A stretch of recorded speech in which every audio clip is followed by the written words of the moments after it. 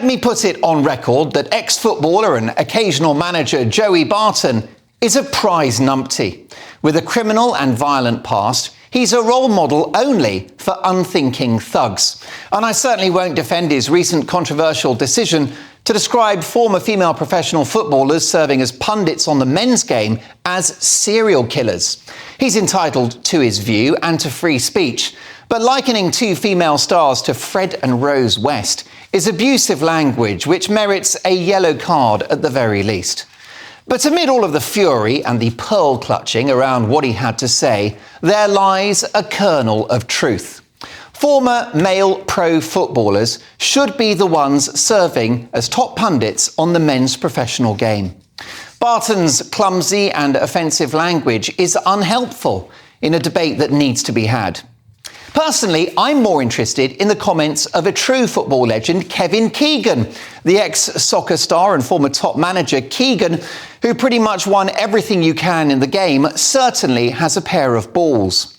In October of last year, he upset the woke mob by complaining about women commentating on men's football. The 72-year-old said that he had a problem with an England female footballer providing expert analysis on a match involving Gareth Southgate's men's side.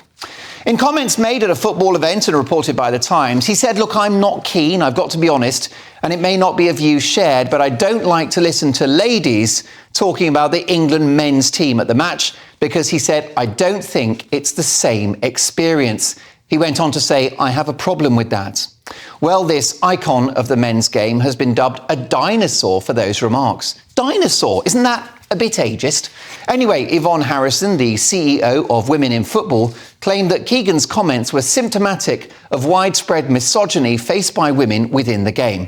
Now, it may well be that this is a big problem in football and it's appalling. It's got to be dealt with.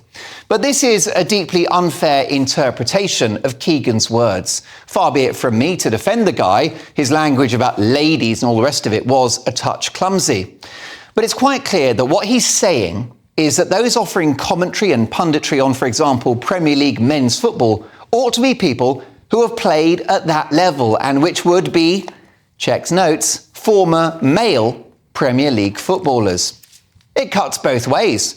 I don't think retired male tennis players should be commentating on top-level women's tennis. John McEnroe, for all of his trophies, should not be a pundit on matches featuring Emma Raducanu or the Williams sisters. It should be Martina Navratilova or Chris Evert. This media storm ignores the fact that former pros in any given sport are the ones qualified to discuss the game. Just as the highly talented Eni Aluko, who represented her country more than 100 times, should definitely be the main pundit when the England women's national side plays, not Alan Shearer or Ian Wright. And female broadcasters in men's football have made a massive contribution. I'd like to see more of it. Laura Woods, Gabby Logan or Alex Scott on Football Focus. She replaced Dan Walker, who'd never kicked a ball in his life. But I don't think that men should encroach on the women's game, and similarly, I don't think women should encroach on the men's game either as pundits. Now, ITV have entered the storm, putting out a statement on Twitter condemning Barton's remarks and insisting that football is, quotes, for all. Although, given the fact that they disabled comments from their post on Twitter, it seems that football is for all except those who don't agree with them. The reality is that Kevin Keegan and even that prize numpty Joey Barton are getting slated for what many people are thinking, which is, of course, the norm now in the clown world of 2024. If you're foolish enough to point out woke, politically correct box ticking in sport, all you'll have to show for it is a red card and an early bath. Sadly, the truth these days will get you sent off. Even VAR won't save you.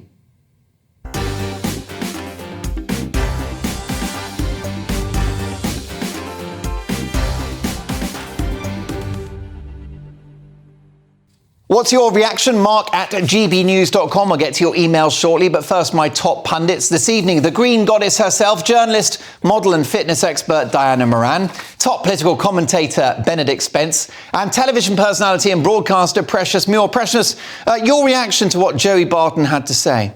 I personally think that women could do anything, so I disagree completely. I think that as long as they are capable of talking about the sport and actually have knowledge of the sport, I don't see why them being female has anything to do with it. As long as they've got, I would say, a good following, they are presentable, they're able to talk about the sport and get the point across during the game, I don't see why they should be in any way, shape or form taken a position away just because they're female. Diana Moran, you're nodding your head.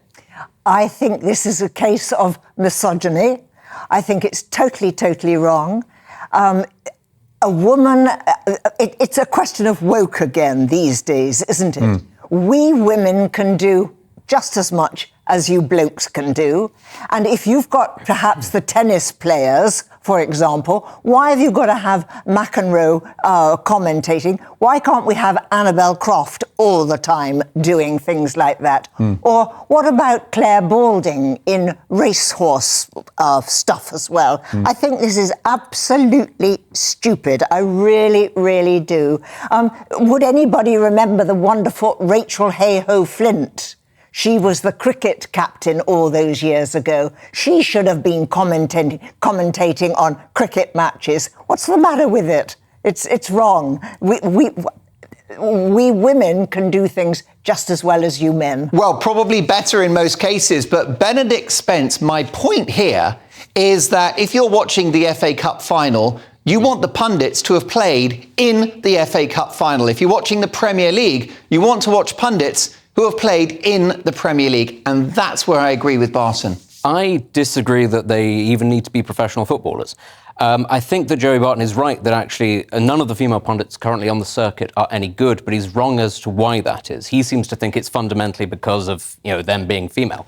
The issue actually is because they are former professional footballers. And I would take the example of saying, can you name me, how many top male pundits could you name me who are sort of truly phenomenal at what they do? I could name perhaps Jamie Carragher, Ian Wright, Gary Neville when he's not talking about Manchester United, Thierry Henry, and now that Graham Souness has retired, that's probably it who you would actually tune in to listen to. And the key thing here is actually the men's game is significantly larger from the women's game. There is a much larger pool of people, therefore, to draw on. And I think actually it's rather unfair that we exclusively look towards former footballers Benedict, in order to be pundits. Let me interrupt you. I think you're sidestepping the issue with a politician's answer there. It's a red herring to debate whether they're good or not as pundits. It's their qualification to pass judgment on Premier League players. If I'm watching Spurs versus Arsenal, I want to see ex-Arsenal players. I want to see ex-Spurs players. They've been there, Benedict. They've got the T-shirts. Again, this sort of strikes me a bit like the Vietnam veteran argument. You don't know, man, you weren't there. It doesn't actually help if the person in question is inarticulate, cannot actually form a coherent sentence, isn't very insightful. Actually, anybody can sit there and go, oh, it's a game of two halves, it's very tough. You don't get any sort of insight from that. And I think that, again, we need to come back to what I was saying before, which is that actually punditry is a very different set of skills from playing professional football. Most professional footballers go through their entire lives. They don't need to articulate sentences or anything like that. They need to be able to do it internally. And actually, most professional footballers are dissuaded from talking about the game. They're told to talk in sound bites so that they don't say anything particularly controversial, unlike Joey Barton. Well, there you go. Well, look, I've got top pundits, let me tell you, and they don't agree with me, which is what the show's all about, because Mark Dolan tonight is the home of diverse opinion. What is yours? Mark at gbnews.com.